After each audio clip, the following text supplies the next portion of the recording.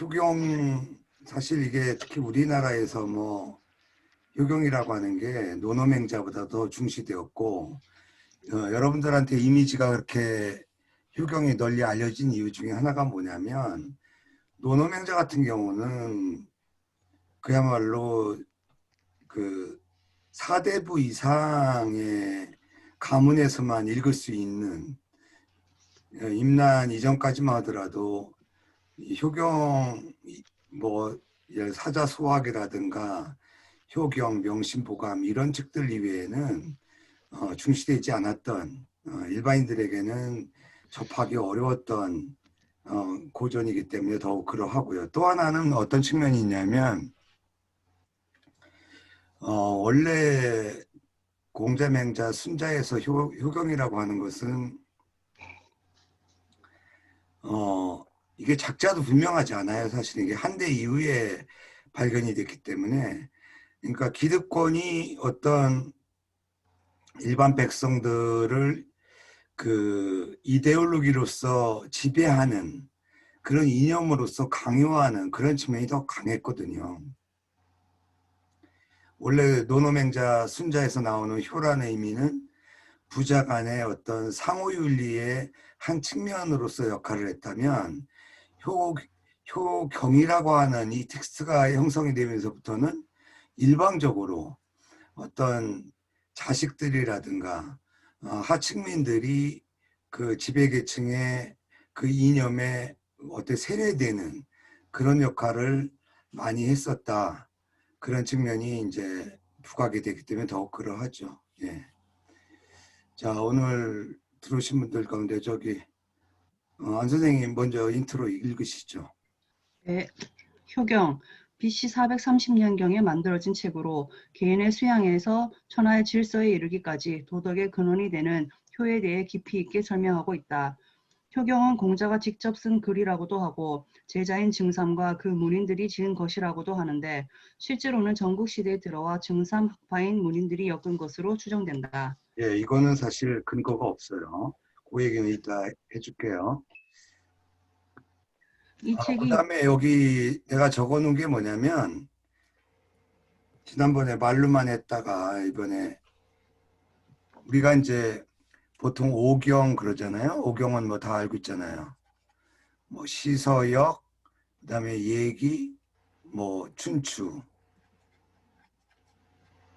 5가지를 보통 오늘날 오경이라고 그러는데, 오경보다도 이제 더 오늘날 일반화돼서 많이 쓰이는 게, 그러니까 주작이 확립된 남송시기, 그러니까 우리나라 조선시기에 오게 되면 유교의 13가지 경전을 오히려 많이 얘기를 하거든요. 그래서 이걸 외우라는 얘기가 아니라 이렇구나 알아두면 되는데, 13경이라고 얘기할 때는 삼경, 시경, 서경, 역경에다가 그다음에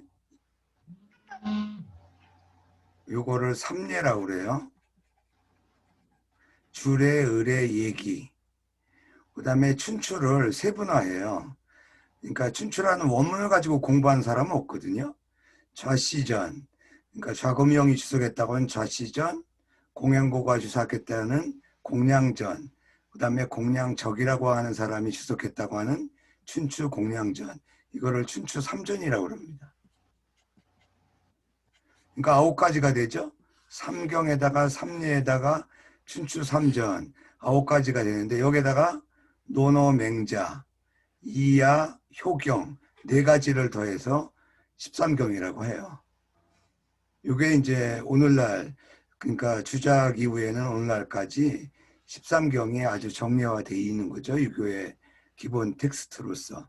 그 중에 효용이 한 자리를 하고 있다. 그거를 이제 염두에 두시면 되겠습니다. 예, 마저 인트로 읽으세요.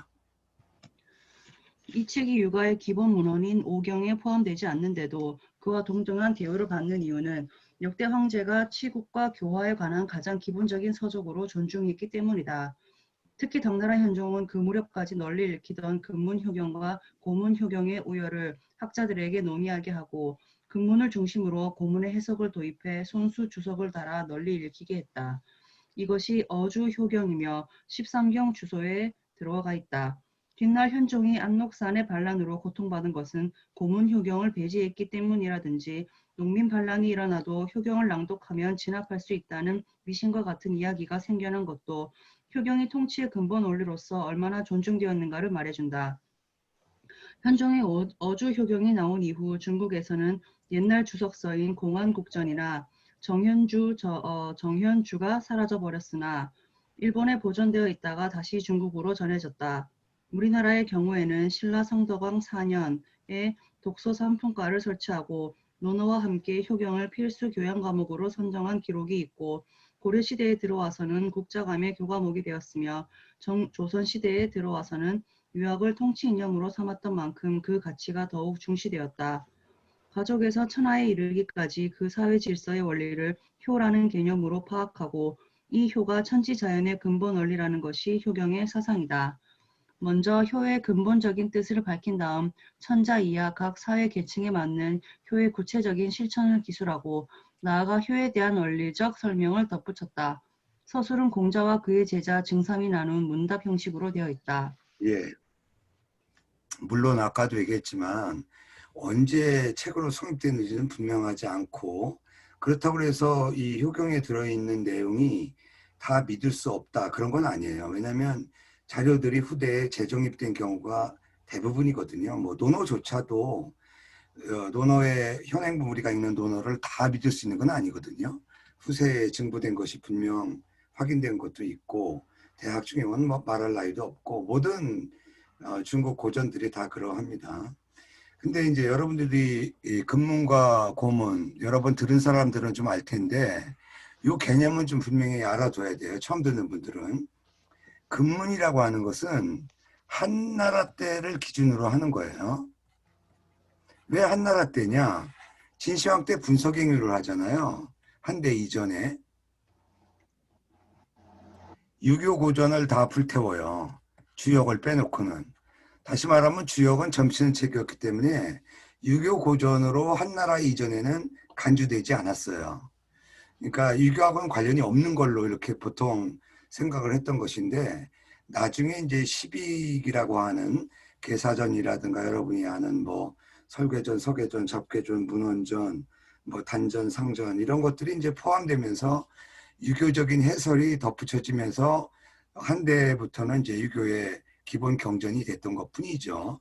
그러면서 이제 경의 이름을 달게 된 거 아니겠어요?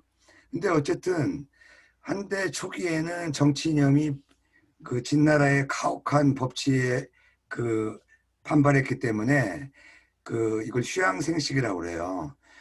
백성들에게 어느 정도의 그 휴식이 필요했던 것이죠. 그러니까 약간의 방임주의가 유행할 수밖에 없었던 거예요.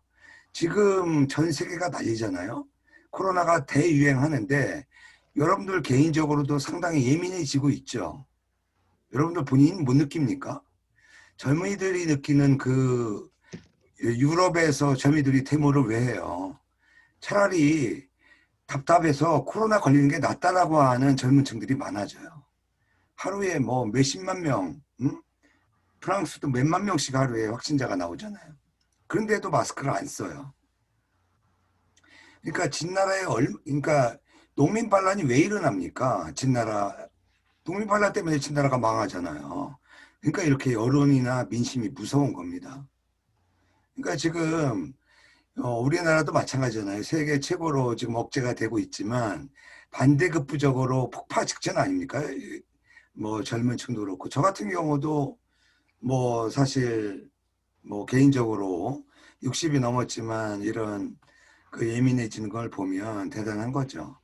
근데 이 방임주의가 가져오는 또 폐단이 있잖아요. 그래서 이 방임주의도 아니고 가혹한 통치도 안 될 때 그 또 다른 제3의 그 이데올리가 필요했던 게 뭐냐면 유교예요. 그러니까 이때 유교는 이미 공맹순의 유교가 아니었겠죠. 그건 무슨 얘기예요? 황로학도 거치고 방임주의도 거치고 진나라의 그 폭정도 거치면서 어느 정도의 현실적인 타협을 하면서도 민중들을 일정한 틀 안에 가둘 수 있는 제3의 시스템이 필요했던 것인데 그게 포장을 유교로 하는 겁니다. 예. 그러니까 모든 이념은 현실과 타협할 수밖에 없어요. 좀 지나치게 말하면 그래요. 우리나라에서 말하는 보수 진보 다 가짜잖아요. 뭐 더 거슬러 올라가면 뭐예요? 전 세계 역사에서 자본주의가 있었던 시기가 한 번도 없었습니다. 예. 다 현실과 타협하잖아요. 그래서 여러분이 알고 있는 뭐 수정 자본주의. 그러니까 우리나라의 진보로 포장하는 사람들, 원래적인 진보는 실현된 적이 없어요. 원래적인 보수도 실현된 적이 없다. 그러니까 뭐 진보에도 다 그 뭐예요? 각종 부조리가 있고 보수도 각종 부조리가 있고 그게 현실이잖아요. 그 우리나라만 그런 거 아니에요. 그러니까 이쯤 되면 우리나라 지식인들은 어떻게 돼요?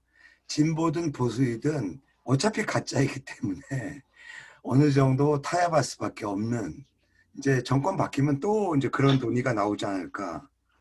그 엊그제 문재인 대통령이 국회 방문해서 그 국회의장하고 여야 대표 뭐 뭐죠? 국민의힘은 참여 안 했는데 뭐 논란이 또 많죠. 뭐 수색했다. 그 얘기는 빼고 신문에 난 대통령의 고민이 뭐예요? 이 정권이 아니더라도 이 청문회 때문에 장관 지명하려고 미리 연락을 해도 안 하겠다고 극구 사양한다는 거예요. 능력은 있는데. 그래서 참 그 고민이 많다 하면서 얘기가 이 정권이 아니더라도 다음 정권에서라도 청문회 시스템을 바꾸자. 그러니까 도덕적인 검증은 비공개로 하고 그 미국처럼 대놓고 뭐 그 며느리 학력까지 요구하는 경우가 있었대요. 우리 현 정권 청문회에서. 그러니까 며느리가 무슨 상관이 있습니까? 며느리 학력이. 저는 그게 뭐 잘했다 안 됐다. 그러니까 이게 원칙적으로 나가면 한이 없는 거죠. 근데 이번에 하태경 의원인가요? 이번에 그 국방장관 청문회에서 하태경 의원이 먼저 제안했잖아요. 그 군인이 조직의 그 상하관계로 그 명분으로 그 품위를 유지하는데 그 국방장관 청문회에서 도덕적 검증은 이따 오후에 비공개로 하자. 하태경 의원이 그것 때문에 많이 떴어요. 실제로 이번에 처음으로 야당 의원의 그 제안 때문에 국방장관의 도덕검증은 비공개로 했습니다. 저는 이런 것들이 여야를 막론하고 절충안이 도출이 될 때가 됐다. 그러니까 여당도 마찬가지예요. 자기들이 진보를 표방하지만 얼마나 많은 약점이 노출됐습니까? 그러면 저도 뭐 하태경 의원을 다 좋아하지는 않지만 여당에서 일부 힘이 있을 때 야당을 포용할 수 있는 그런 걸 제안해서 정치가 이루어지면 얼마나 좋을까. 제 생각은 그렇습니다. 그래서 현실이 그렇다는 거죠. 그러니까 이데올로기는 실현될 수가 없어요. 그러니까 넓은 의미의 이념이라고 하는 건 왜요? 실현되면 그건 벌써 이념이 아니죠. 현실이죠. 그런데 이념이 없으면 우리는 살 수가 없어요. 그 무슨 얘기예요? 이데올로기 이념의 본질적인 뜻이 꿈이거든요. 꿈이 없으면 얼마나 삭막합니까? 예. 하루하루 진짜 서민들에게 로또가 맞을 수 있다는 그 일주일의 꿈 때문에 한두 장이라도 살 수 있는 그런 거 아니겠습니까? 예. 그러니까 현실과 이념, 현실과 이데올로기의 괴리는 어느 시대나 누구에게나 존재한다. 다만 그 폭을 허황되게 이념이나 꿈을 꾸지 말고 어느 정도 절충해 나가는 것이 개인적으로나 집단이나 국가에서 필요한 것이다. 제가 효를 얘기할 때 이런 생각이 다시 한번 들었는데 어쨌든 이 근문고문을 얘기하는 게 뭐냐면 한나라 초기의 분석행위 때문에 책이 없잖아요. 심지어 협서율이라고 그래서 책에 휴대금지까지 있었어요. 진나라 때는. 근데 협서율이 해제가 된 게 한나라 초입니다. 그러니까 유교 고전을 휴대하고 다니면 이거 금서예요. 안 됐죠. 근데 무제 때 유교를 국교 이념으로 해서 오경박사 제도를 만들 때 책이 없으니까 어떻게 되겠어요? 그 당시에 유명한 주로 이제 순자의 순자학파라고 알려져 있어요. 그만큼 이제 순자의 학문이 한나라 시기까지 유행했다는 거겠죠. 순자 계통의 제자들이 외우고 있었던 종이가 없었으니까요. 외운 유교 고전을 구술해서 만든 책이 오경이에요. 그 오경을 뭐라고 하냐면 금문오경이라고 합니다. 그러니까 이재금자잖아요. 한나라 입장에서 한나라의 글자로 만든 유교 고전을 금문오경이라고 한 겁니다. 그래서 금문이라는 말이 그때 처음 나왔어요. 근데 문제는 오경박사 제도를 만들었는데 공자의 그 집을 허물다가 대량의 이상한 글자들로 된 책들이 쏟아져 나와요. 이게 고문 경전, 넓게 말하면 고문 경전이고, 그러니까 한나라 이전 글자로 된 선진 시대에 만들어진 글자로 된 유교 고전을 고문 고전, 그다음에 고문 오경, 그때 논어도 나오고 휴경도 나왔는데 그게 바로 고문 휴경이에요. 이해되시죠? 근데 이미 기득권에서 근문으로 오경박사 제도가 확립이 되고 그것으로서 고위 관료가 수업을 하고 고위 관료로 배출이 되는데 고문 쪽은 어떻게 되겠어요? 배제될 수밖에 없었죠. 그래서 이거를 처음으로 번역한 사람이 공안국이라는 사람이에요. 근데 공안국이라는 사람이 고문으로 된 경전을 자기가 번역을 하고 나름대로 주석을 붙여요. 그걸 공안국전이라고 하고 줄여서 공전이라고도 합니다. 이 개념은 알아두면 유교 공부할 때 도움이 될 거예요. 그래서 이제 나중에 번역을 해서 대조를 해보니까 어떤 문제가 나오겠어요? 상당 부분의 내용과 글자들이 상이한 것들이 많은 거예요. 그럴 수밖에 없죠. 에어쓰게 되면 어떻게 돼요? 아무래도 비슷한 발음은 다른 글자로 바뀌었을 수밖에 없는 거죠. 그래서 여러 후대의 학자들이 고생하는 거예요. 원래 글자가 하나로 고정돼 있으면 좋은데 유사한 글자들이 뒤섞이게 될 수밖에 없었던 것이 근문유경이고, 대개 고문 쪽은 누가 공부하겠어요? 제도권에서는 주로 근문을 가지고 공부할 것이고 제학자들은 주로 고문 텍스트를 가지고 공부를 하다 보니까 서로 치고받고 싸우게 되는 거죠. 이게 바로 그 유명한 금고문 논쟁이에요. 전한 후한 시기에 이런 것들이 수없는 기득권을 둘러싸고 논쟁을 벌어지게 되는 것이고, 실제로 이 효경 쪽으로 국한해서 말하면 효경은 한나라 때 오경과 더불어 상당히 국가 이념으로서 강조되게 되고, 별도로 오경은 아니지만 효경에 대한 그런 강습이라든가 이런 것들이 유행을 하게 되고 우리나라에도 결정적인 영향을 주죠. 이 당나라 때는 이제 임금이 직접, 당현종은 그래서 어주라고 임금이 직접 주도해서 주석을 붙인 효경이 유행하게 되는 거죠. 그 당시에 이걸 논쟁을, 이 당나라 때는요, 왕실에서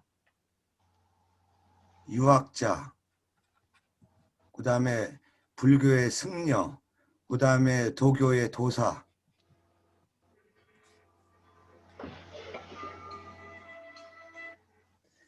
예.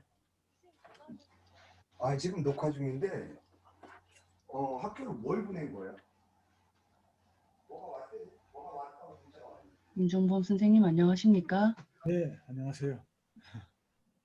선생님 다음 주부터 대면 수업 하는데 선생님 올라오실 거예요? 네, 갈 겁니다. 토요일 날. 토요일요? 네. 토요일만? 나는 토요일만 가야 될 것 같아요. 그렇죠. 금요일 올라오시기 힘들지, 금토는. 네. 예. 토요일 날 우리 수업은 어떻게 한다는 거예요? 그냥 이제 학교에서 그 수업 예, 하듯이. 학교에서 녹화할 거고요. 그러니까 수업에, 그러니까 김종 선생님 부산이잖아. 네. 예, 바쁠 땐 안 오고 그 편집해서 좀 줄여가지고 그 유튜브에 올릴 겁니다. 그래서 이번에는 앞부분에 내 얼굴만 나오게 간단하게 녹화할 예정이에요. 그 뒤에 녹화했더니 그 나나 김용업처럼 뒤에 머리 안 나는 사람들이 다 나오고 그래서 프라이버시 문제가 있을 것 같고 그래서 또 방금 전에 문혜정이 또 전화가 와가지고 다른 일로 받을 수밖에 없었습니다. 예.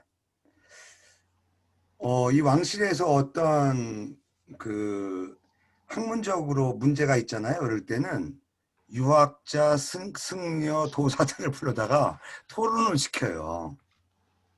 그래가지고 자연스럽게 유불도가 서로 조화를 이루는 그런 문화가 발생합니다. 제가 이 얘기를 특별히 하는 이유가 뭐냐면 공부는요 절대 편식을 하면 안 됩니다. 예. 유학도 마찬가지지만 전 뭐 젊었을 때 저는 뭐 유학을 별로 안 좋아했던 사람인데 어쨌든 그 얘기는 별도이고요. 여러분들이 그 시야라는 게 그 나이 들면서 많이 넓어지잖아요. 이런 것 같아요. 저는 이제 오늘 또 사무실 돌면서 그런 생각을 하는데 나이 든다라는 의미가 뭘까? 그러니까 막 그 어렸을 때 인형 갖고 있고 인형의 소중함 알고 점차점차 뭐 중고등학교, 대학교 막 오로지 대학 목표로 하고 그다음 오로지 취직 목표로 하고 그래서 이제 뭐 오로지 연애하다 보면 뭐 다 겪게 되잖아요. 그다음에 이제 애들 다 크고 이제 결혼시키고 나면 50대 되면 좀 허망하지 않습니까? 사실은. 또 그러다 보면 이제 자기 세계라는 걸 늦게 이제 파악하게 되는데 넓어지죠. 사실은 넓어지는데 넓어지는 만큼 이런 건 있는 것 같아요. 이렇게 어렸을 때는 요 세계에서 내가 가질 수 있는 게 더 많고 소중하다라는 신념이 들었는데 이게 점점 범위가 넓어지다 보니까 버려야 되는 게 더 많아지는 것 같아요.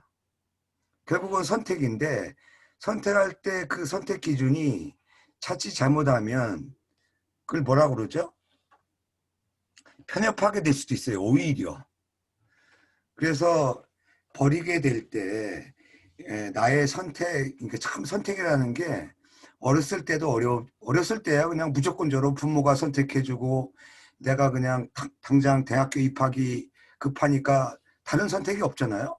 무조건 싫어도 학원에 가야 될 거고 막 학교에 가야 되고 막 이런 경우도 있겠지만 이게 나이가 된다라는 게 시간적인 뭐 물질적인 어떤 금전적인 여유가 어렸을 때부터 많아지고 이럴 수도 있지만 더 딜레마가 올 때도 많고 상대적으로 많은 걸 버려야 되는데 참 이런 게 어려운 건 똑같은 게 아닌가. 오히려 젊었을 때 그냥 제한된 범위 내 선택이 더 필요하지 않은가. 우월할 수도 있겠다 이런 생각이 들고 그래서 이런 버릴 때에 어느 걸 버리고 어느 걸 내가 유지할 거에 대한 선택을 하게 될 때 느낌이 그런 생각이 들어요. 확실히 동서철학을 하다 보니까 그런 면에서 좀 편협성은 좀 적구나 그런 생각이 들어서 여러분들도 비록 뭐 미래 예측학을 하지만 가능한 넓게 하면서 뭐 논문 쓸 때까지야 여러분들도 뭐 자기 분야에 집착할 수밖에 없겠죠. 가능한 좀 넓혀서 하는 게 좋지 않을까 이런 생각이 좀 듭니다. 여기 나오는 정현이라는 사람은 한나라 후한 말에 유명한 학자죠. 이 사람이 수많은 책에 주석을 붙였는데 단행본은 없어요. 대개 이제 13경을 편집할 때 정현의 학설이 각각의 인용되는 내용을 가지고 이제 많이들 참고하죠. 공항국이라는 사람이 전한 시기에 이미 전이라고 해서 주석을 붙였으니까 정현이 설명한 거는 주라고밖에 할 수가 없었겠죠. 그래서 정현주가 이제 유명하고요. 예. 일부는 남아 있어요. 근데 좀 대개의 책들이 그렇지만 중국에서 이제 어주휴경이 그 현종의 어주휴경이 공인 판본이 되다 보니까 근문휴경이나 고문휴경은 아예 판본 자체가 없어져 버렸던 거죠. 근데 오히려 이게 일본에 전해져 가지고 나중에 일본에 있었던 판본이 중국으로 역서입돼서 나중에 그 새로운 텍스트로 전해지는 이런 아이러니가 있었죠. 저 안 선생이 지금 공부하는 뭐죠? 오행대이라는 책도 중국에서는 이미 없어졌다가 일본 판본이 중국으로 역수입돼서 재정리돼서 연구되고 있는 과정이 있습니다. 우리나라는 뭐 여기 독서상품과 고구려 시대 때부터 뭐 국립대학이 있었죠. 태학이라는 게 있었고 삼국시대, 고려시대 뭐 국자감, 고려 말에 이제 성균관, 그다음에 이제 조선시대까지 성균관이 이어지는 거죠. 그러니까 필수 교양 과목으로 돼 있었어요. 이 독서상품과 이거 한번 보세요. 하품, 관료가 될 때 기본적으로 구급 공무원이라도 되려고 그러면 뭐를 시험 봐요? 효경하고 공례. 공례는 예기의 첫 편이에요. 가장 기본적인 예절. 공례편을 달달달 외워야 된다. 효경은 내용이 길지 않아요. 네. 그 다음에 중품. 중간 관리가 되려면 여기에다가 논어를 플러스해야 돼요. 상당히 중간 관리도 어려웠겠죠. 이 논어가 쉬운 책이 아니잖아요. 그 다음에 이제 상급 관리가 되려고 그러면 지금부터 이제 복잡해져요. 춘추 중에서 좌시전. 이게 우리나라의 특징이에요. 우리나라는 삼국시대부터 좌거명이 주석했다고 하는 좌시의 주석을 가지고 춘추를 읽었어요. 이 좌시전의 특징이 뭐냐면 역사적인 그 흐름으로 춘추를 해석한 책이에요. 그 다음에 이제 공례편뿐만 아니라 얘기를 통째로 다 공부해야 된다. 쉽지 않죠. 예. 1, 2년 가지고 되질 않습니다. 이 문선이라는 책은 신문집이에요. 예. 보통 양나라 때부터 양나라 소명태자라는 태자가 주도해서 만든 신문집이에요. 그러니까 창작물이 아니에요. 그러니까 양나라 이전에 그러니까 대개 작자가 문명시가 많아요. 유명한 시들을 모아서 편집한 책. 요즘에 제가 느끼지만 유학에서 공자 유교의 전통이에요. 공자가 제자들을 가리킬 때 가장 먼저 강조했던 책이 시예요. 예. 이게 왜 그래요? 시가 뭐와 관계되죠? 정서, 정감.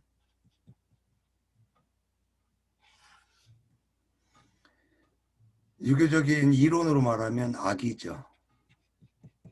자기 정감 조절할 때 시와 그러니까 음악도 포함하는 거죠. 가장 중요하다고 보는 거예요. 자기 감정 조절할 때 시와 음악이 가장 중요하다. 이게 유교의 전통이에요. 이 문선이라는 책. 예. 거기다가 물론 이제 논어효경은 기본이니까 이건 뭐 여기 상중하 상품과의 기본 텍스트가 뭐예요? 논어효경은 다 들어가죠. 예. 여기까지 논어효경이 들어가고 효경은 다 들어가고. 예. 그 다음에 특품이 있어요. 이거는 이제 뭐 장관급이라고 하나요? 5경 통째로 다 들고 3사. 3사는 뭐냐면 사기, 그 다음에 한서, 전환의 사기, 사마천의 후한의 한서, 플러스 후한서. 후한서는 이제 나중에 진수인가요?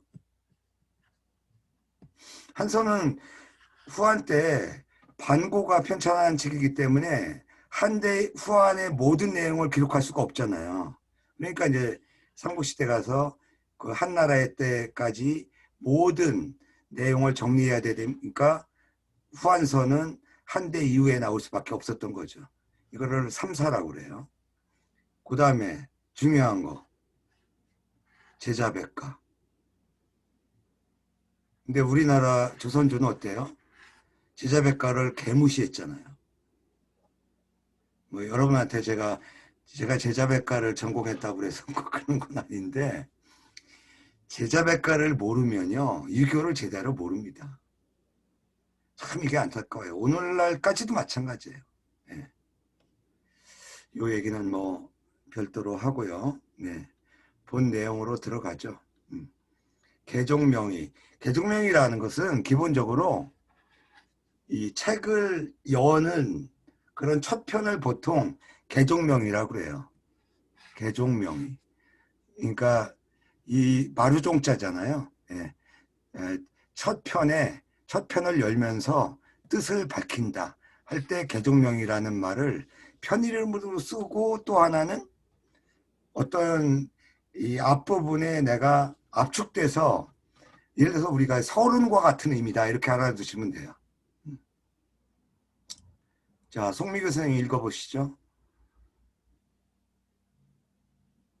네, 계종명의장. 공자가 한가로이 지내고 있을 때 증자가 가까이서 모셨다. 공자가 말했다. 옛 성자들은 지극한 덕과 근본적인 도리를 갖추어 천하를 다스렸으므로 사람들이 화목하고 상하 간에 아무런 원한도 없었다. 그 도리를 아느냐? 증자는 자리에서 일어나 공손하게 말했다. 못난 제자는 모르옵니다. 효는 덕행의 근본이고 교화는 거기서 비롯되는 것이다. 우리 몸은 털 하나라도 부모에게 받지 않은 것이 없으니 함부로 다치지 않게 조심하는 것이 효의 처음이고, 세상에 나아가 올바른 도를 행하여 후세의 이름을 날려 부모를 드러내는 것이 효의 끝이다. 곧 효란 어버이를 섬김이 처음이고 군주를 섬김이 중간이며 입신하는 것이 마지막이니라. 예. 요 내용만 알면 뭐 효경 다 읽은 거나 마찬가지죠. 보통 효라고 하는 게 모든 행동의 근본이란 말이 효경에서 나온 거예요. 보통 백행지원이라고 그러죠.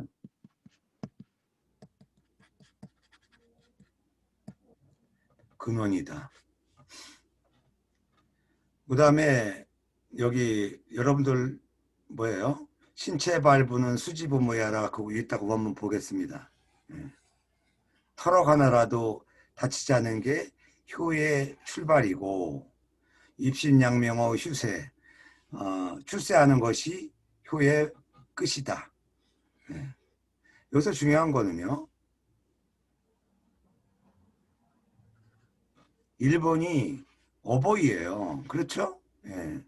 그 다음에 군주를 섬기는 게 두 번째고, 그 다음에 입신 출세하는 것이 세 번째인데, 이게 이제 그 논리적인 순서가 그렇다는 거죠. 근데 이제 보통은 이게 이제 한대에 들어가면 어떻게 돼요? 충이 먼저가 돼버려요. 논리적으로는 효가 기반으로 돼서 이러한 부모를 모시는 마음으로 신화된 도리에서 최선을 다하는 게 충이 되어야 되는데, 한대의 3강의 윤리는 어떻게 돼요? 충이 1번이 돼버려요. 그 다음에 이제 부모가 먼저가 되고, 마지막에 어떻게 돼요? 부부관계에 이제 정이 되는 거죠. 예. 이 세 가지가 이제 3강인데, 순서상으로는, 효경에 나오는 것과도 반대가 되는 거죠. 기본적으로 유교에서 효를 얘기할 때는 부모의 자애로움이 전제되고 나서 자녀가 부모를 받드는 거죠. 이 효의 본래 뜻은 부모에 국한된 어떤 그 요즘 말로 하는 사랑이 아니라, 어린아이가 어른을 부축하는, 각골문에 보면 효라는 본래 뜻은 뭐냐면, 노인이 이 젊은이에게 의지하는 그런 모습을 부축하는 그런 의미입니다. 본래는. 그래서 묵자 같은 데도 보더라도 젊은이가 어른을 이렇게 받드는 것도 효라고 얘기를 해요. 근데 유교에서는 유달리, 특히 노노맹자 순자에서는 효를 부자간의 덕목으로 쓰는 게 분명하긴 해요. 그러나 본래의 효의 의미는 부자간에 국한된 그런 덕목은 아니었다. 이건 염두에 둘 필요가 있을 것 같습니다. 효경 자료를 한번 원문을 한번 볼까요? 예, 개종 명의장 김종무 선생님 한번 읽어봐요. 원문. 개종이 중리거 증자시 자왈 선왕유 지덕요도 이순 천하 민용 화목 상하무원 여지지호 증자피석왈 참 불감 하족이 불민.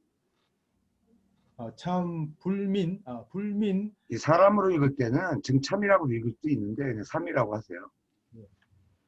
삼 하족이 지지 자왈 부효 덕지본야 효지소 곡생야 교지 소유생야.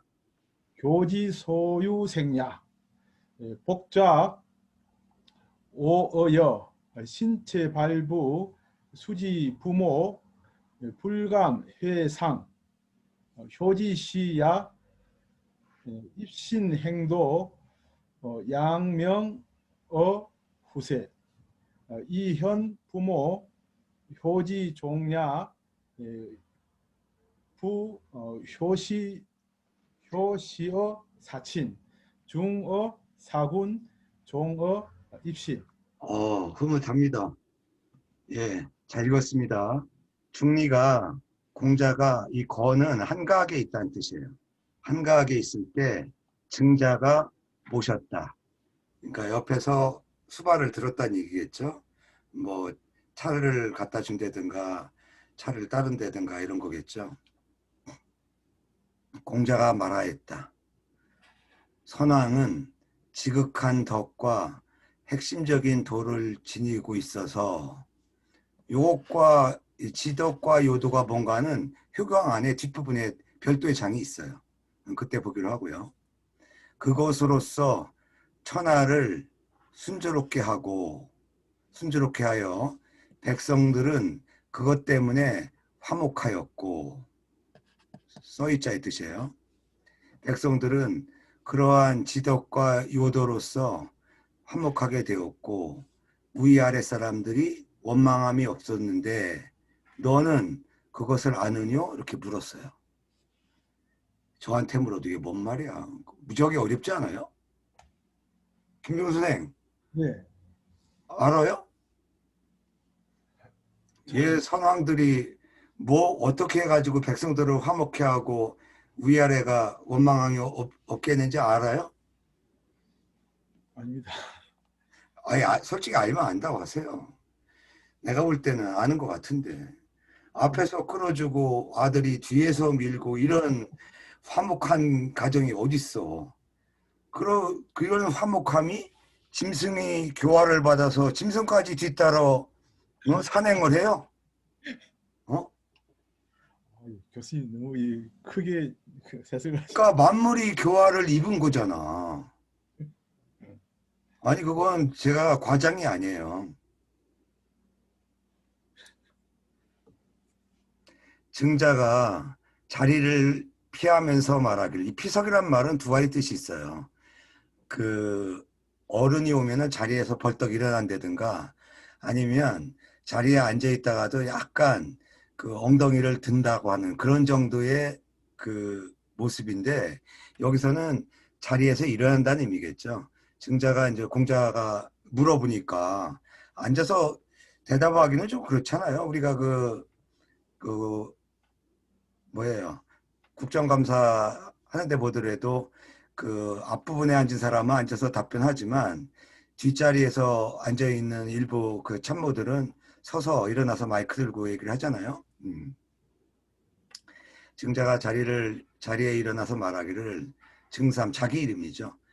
저는 불민한데 저는 영민하지 못한데 어떻게 충분히 그걸 알겠습니까? 그러니까 공자가 말하기를 무릇 효는 덕의 근본이고 교화가 말미암아 생기는 곳이다. 어. 다시 앉아라. 내가 너에게 말해 줄 것이다. 오어여. 이거 상투적인 말투예요. 내가 너에게 가르침을 주겠다. 그런 의미죠. 이거 여러분들 알아두세요. 너무나 많이 알잖아요. 아, 눈물 나는 이 사자성어. 제가 모 대학에 본고사 볼 때 이걸 직접 쓰라고 나왔어요. 맞췄겠어요? 못 맞췄겠어요? 맞출 수 있겠다.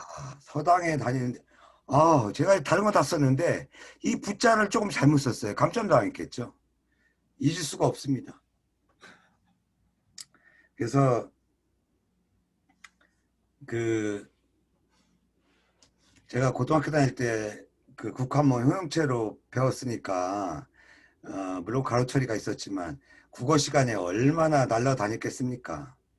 근데 이게 한문에서 제가 감점을 당했다.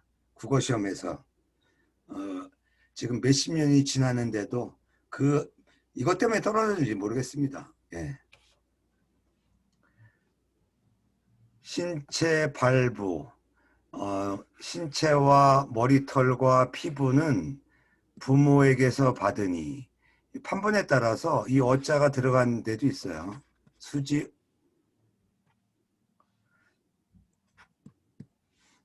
수지어 부모하니 해도 돼요. 부모에게서 받은 것이니 감히 회숭하지 않는 것이 효의 시작이고 입신, 출세해서 자기의 어떤 나름대로의 자리를 얻어서 행세를 하면서 도를 행하고 이름을 후세에 떨치는 것이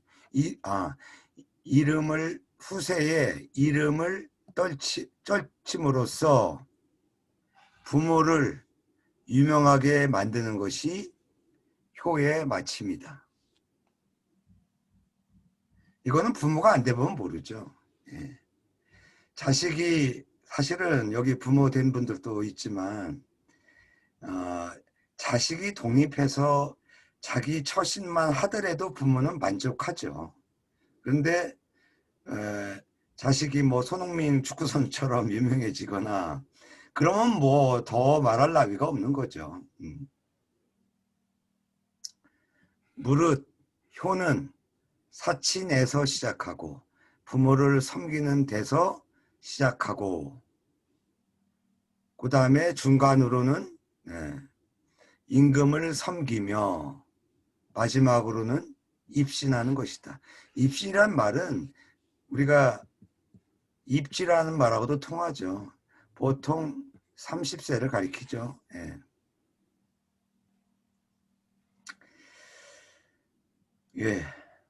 사실은 제가 강조한 대목, 신체 발부는 공자의 말, 신체 발부는 수지부모하니 불가매상이 효지시하요 입신행도하고 양명어 후사하여 이현 부모가 효지종야라. 요 두 대목만 잘 음미하고 염두에 두면은 되겠습니다. 예, 한 10분 정도 쉬었다가 이어서 하도록 하죠. 네. 막간을 이용해서 김종수 선생님 예. 외워봐. 숙제 내준 거.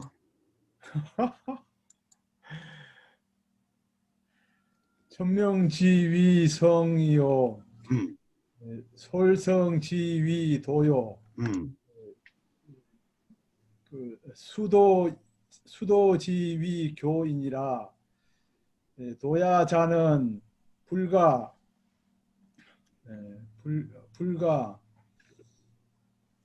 수유리아라. 요리야이라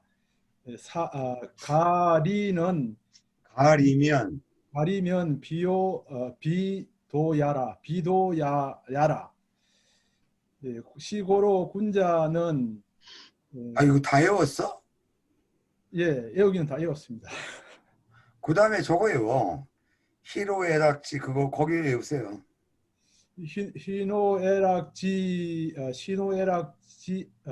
신호애락지 미발이면 예, 미발을 미발을 위지 중이요. 요 기 발이게 발이개 중절이면 발이게 중절을 위지화라. 발이개 중절을 위지하라. 중야자는 천하지 대본야요. 화야자. 는 천하지 잘도야 아니라. 취중야하면 취중하면 천지위언이요 만물 육언이니라. 예, 잘했습니다. 훌륭합니다. 배우셨구나. 자, 다음 타자 안소윤. 예. 대학 외워봐. 대학이요? 대학은 외우란 말씀 없으셨는데요. 대학지도 제명명덕하고 제친민하고 제지어 지선이니라 뭐 이건 말씀하시는 건가요? 그까지밖에 못. 그것만 해도 훌륭해. 흐뭇합니다. 예. 그렇듯이 지금 내가 외우라고 하는 효경 첫 장. 신체 발부 수지 부모하니 불감의 손이 효지시하라. 예. 예.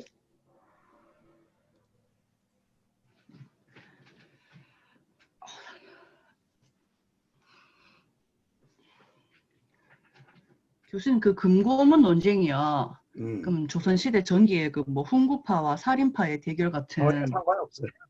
상관없는데 네. 약간 뭐 그것과 느낌이 저는 좀 비슷한 것 같아서요. 훈구파하고 살인. 당연히 기득권과 신진사대부와는 어느 나라 어느 시대나 다 있었던 거야. 그러면 중앙부의 그 지치주의 개혁 세력이 늘 그렇게 대치당하는 거는 네. 어느 시대나 선진 시대부터 유사 이래 지금까지 늘 있는 거 아니야. 고문학파가 그러면 약간 신진사대부 계열인 건가요? 신진? 그거하고는 상관이 없었어요. 다만 워낙 제학자들이 많았고 오히려 기득권이었던 근문학파가 그 당시에 민간에서 참의설이 많이 유행하다 보니까 고문학파보다는 근문학파가 오히려 더 그런 민간에 유행하는 참의와 타협을 하잖아. 그러니까 좀 다르지. 금고문 논쟁하고 그 오늘날 그러니까 크게 보면 그 제도권과 비제도권의 학파 간에서는 그렇게 얘기할 수 있지만 정치 세력으로 그 기득권과 그 비기득권으로 보기는 어렵지. 그러니까 제도권과 제야권의 학문의 그런 논쟁이라고 보는 게 오히려 더 낫죠. 오히려 그 참의설과 신비화된 학파는 기득권이었던 근문학파가 전한 말서부터 후한에 이르기까지는 근문학파가 우세하면, 그러니까 근문학파가 후한까지 득세를 했던 이유는 뭐냐면 참의설과 타협을 했다는 얘기고, 다시 말하면 그 당시에 한나라의 그 사상계가 어떤 이념적으로 학문적으로서는 도저히 정치 이념이라든가 민중들을 포용하기 어려웠고, 오히려 신비적인 그런 참의설로서 민중들을 이끌 수밖에 없는 그런 문화적인 수준이었다라고 우리가 평가할 수 있겠죠. 예.